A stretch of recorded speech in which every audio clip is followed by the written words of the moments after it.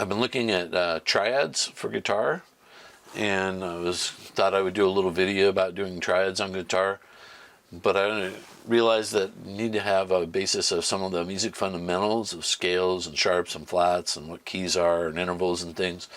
And so I've decided to do a little bit of music fundamentals before we start talking about the actual triads. And I'm going to use the piano for visualization, but this is intended for guitar. So be patient, we will get there and talk about how this all applies to the guitar.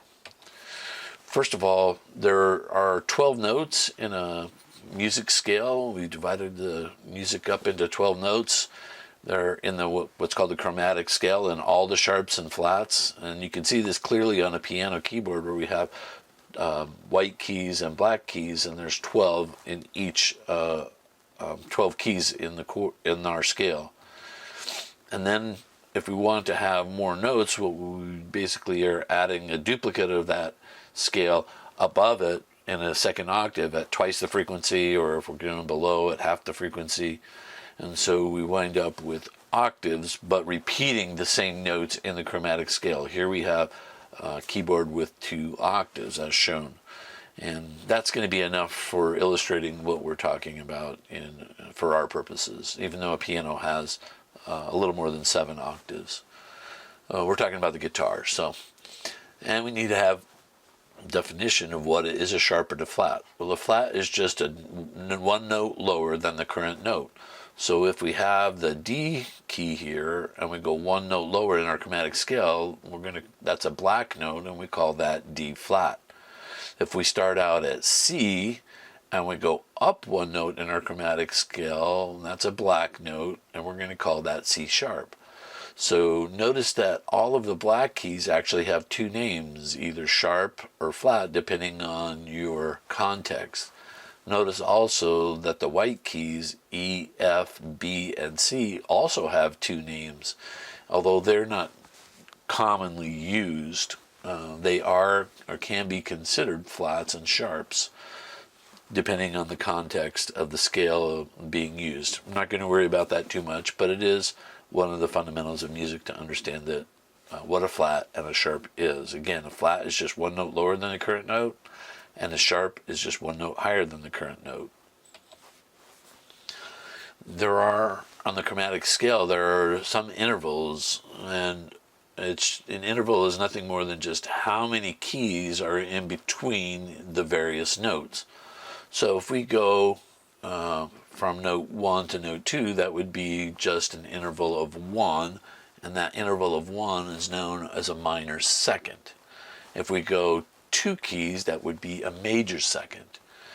I think it's actually easier, rather than memorizing all of the 12 names based on the chromatic scale, I think it's actually easier to think of them as the notes in our regular scale. So a regular scale has 7 notes out of the 12. So we use 7 out of the 12 notes in a regular scale, and we're using the C scale here, which are just all of the white notes and none of the black ones. So the second note in our regular scale is known as a major second, right? Second chord, major, or second note, major second. And the flat of that major second then is known as a minor second. And I think that's the easiest way to remember these interval names, because that's what most of them follow. Most of them have the pattern. The third note in our regular scale, the third note in our regular scale is a major third, and then the flat of that note is called the minor third. And the fourth note in our regular scale, well, it doesn't have a black key to be a flat. And so it's called a perfect fourth, it's called a perfect fourth. It's the fourth note in the scale. And then all of the others, the fifth note in our regular scale is called a perfect fifth. And I don't know why they didn't call this a major fifth and a minor fifth, but they don't. The fifth note in our regular scale is called a perfect fifth, and the flat of that is called a diminished fifth. I don't know why they didn't stick with the regular pattern. But the sixth note is a major sixth, and the flat of that is a minor sixth. the seventh note is a major seventh, and the flat of that is a minor seventh, and then we have our octave. So I've written all the intervals up here and how they relate. The main thing I think is just the easiest way for me at least to think of these is that it's the note in the regular scale is a major, so I'm the second note, I'm a major second, the flat of that is the minor second, the third is a major third, the flat of that is a minor third, and so forth. And that works for all the keys except for the fourth and the fifth that have specific names. The names are not super critical. The ones that we're mainly concerned about here are the minor thirds, the major thirds, and the perfect fourth. Those with an interval of 3, 4, or 5 notes in the chromatic scale. Those are the ones that we're really primarily interested in. If we want to figure out what notes are in the scale, or how do we pick which 7 notes are in our scale, because we have 12 in the chromatic, so how do we pick the 7 that apply? We can figure that out by looking at the C scale, which uses all of the white keys on a piano keyboard. And so when we go from note 1 to note 2 in our C scale, note that that is 1, 2, that's an interval of 2. When we go from note 2 to 3, that is again 1, 2. When we go from note 3 to note 4, that's only a 1 step. And to go to the 5th is a 2 step. To go to our 6th note is 2 steps. To go to the 7th note is 2 steps. And then to the 8th step is only 1 step. So we have this pattern 2, 2, 1, 2, 2, 2, 1. That's the major scale formula. And people who are talking in music usually call these half steps. And so 2 steps would be a whole step, half step, whole step, whole step, whole step, half, or whole, half, whole, half.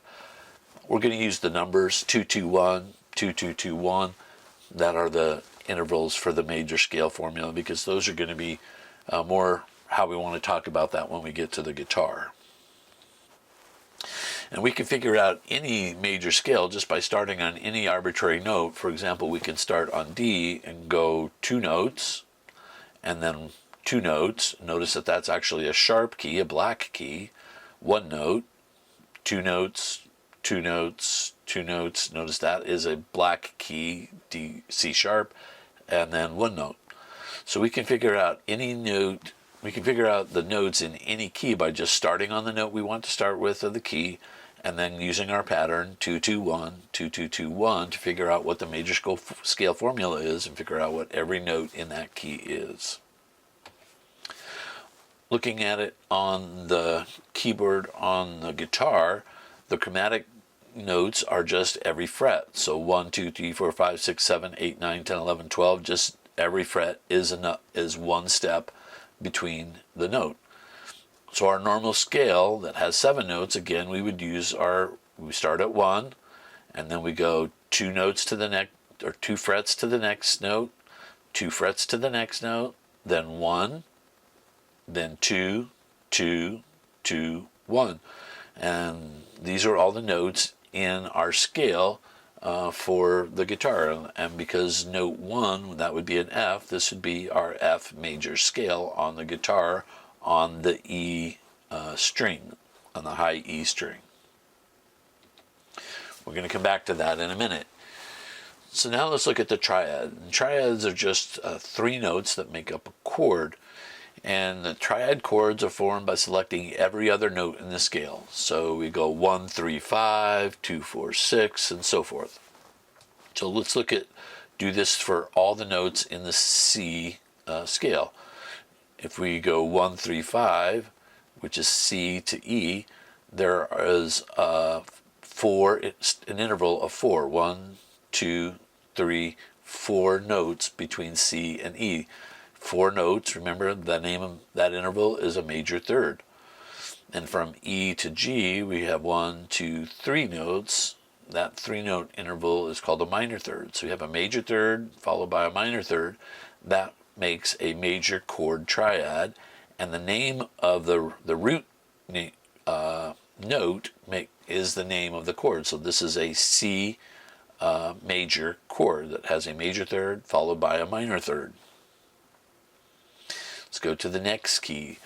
If we go to D, we find that between 2, 4, 6, we just skip every other key. There are 1, 2, 3 notes between D and F, so that's a minor third. And then there are 1, 2, 3, 4 notes between F and A, so that's a major third. And a minor third on the bottom and a major third on the top is known as a minor chord triad. So the D chord, our second note chord, is a minor chord. If we go to the third note, we find that we have another minor chord, a 3 steps, 4 steps, so a minor third followed by a major third, that's going to be a minor chord. The fourth note in our key, there are 4 steps, so that's a major third followed by a minor third. Remember, that is a major chord triad, so the F is a major. The G follows a major chord interval as well, major, minor. The sixth note is A. This is 3 notes for so we have a minor third followed by a major third, so that is a minor chord triad. And we get to our 7th note, and that is actually has 2 minor thirds. And when you have a chord with 2 minor thirds, that's called a diminished. So the 7th note will always be a diminished. And if we get to the 8th note, we're back again to another octave. This is just starting over at our 1 note, and we start over again. It's just an octave higher. So in summary, the chords, the diatonic chords for a scale, they are always, the 1 note is always a major chord, the 2nd one is a minor chord, the 3rd note is a minor chord, 4th is a major, 5th is a major, 6th is a minor, and 7th is diminished. Let's talk about the order of sharps and flats. So we have 7 notes in our key, so we could have all of them that could potentially be flats. So when we have 1 flat, which note is it? Well, this mnemonic bead GCF helps us to remember what they are. If I have 1 flat, then that will be B. If I have 2 flats, it will be B and E. 3 flats will be B, E, and A, and so forth up till I have 7 flats. And the order of sharps is the exact inverse. It works from right to left. So if I have 1 sharp, that will be the F note. If I have 2 sharps, that will be the C and F notes, and so forth until I get to 7 sharps. So I could have all 7 notes flat, or I could have all 7 notes sharp, and this order of sharps helps me remember what the order is. If I put the number of flats and sharps in a key, if I want to figure that out, we use something called the circle of fifths. It turns out that this is the pattern. If I put the B GCF backwards and make it all sharps on the right, and then put B GCF in the middle and make it all natural, and then B GCF all flats on the left, so I have sharps, naturals, flats, then I can add my 0. I know that 0 sharp is the key of C. That's all the white keys and no black keys on a keyboard. And then to the right would be up to plus 7 sharps, and to the left would be 7 flats. And there are some of these that are obviously not used. I can't reach them because I only have 7 notes in my key. So I can't get to those, so we can just simply cross them out and not use those. And now I'm just going to cut those off on the diagram so that we're just focused on the 15 keys that are possible based on 7 flats, 7 sharps, and then 1 key that has no sharps or flats. So there are 15 possible keys altogether. And it looks like this. Notice though that the C flat and B are actually the same key. If we look down on our keyboard, right, C flat and B are the same physical key. F sharp and G flat are also the same physical key, and D flat and C sharp are also the same physical key. So those 3 actually overlap, and if I started on this key and then used our 2-2-1, 2-2-2-1, I would wind up naming the exact same physical keys. So these keys use identical keys in their, they use the same physical keys. So the circle of fifths is most commonly shown in a circle, like so. And so we divide the circle up into 12 areas, and put C at the top with 0, right? That's 0 sharps. The sharps go around clockwise to the right. Notice our B GCF is still here. It's backwards. And then we go to our flats. Notice that B GC is there with the flats.